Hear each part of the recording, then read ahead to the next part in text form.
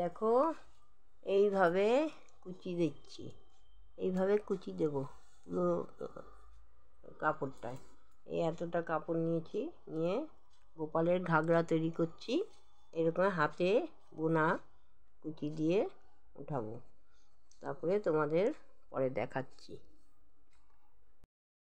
এই দেখো এইভাবে কুচিটা হয়েছে, এইভাবে কুচিটা আমি করে নিয়েছি। এই 3টে করে কুচি দিয়েছি, এইভাবে 3টে করে কুচি দিয়েছি। দেখো তোমরা, এই কুচি দিয়েছে, এই ঘাগরাটা এইরকম হবে, ঠিক আছে?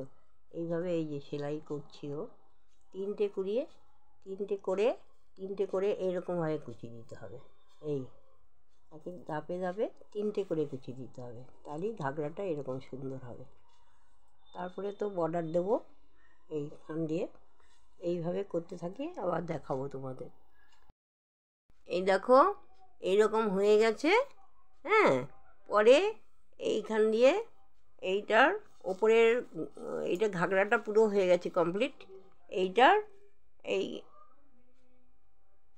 গোপালের জামার উপরেরটা করে নেবো, এরপরে সেটা দেখাবো তোমাদের। হ্যাঁ, এই দেখো উপরেরটা হয়ে গেছে, উপরেরটা হয়ে গেছে।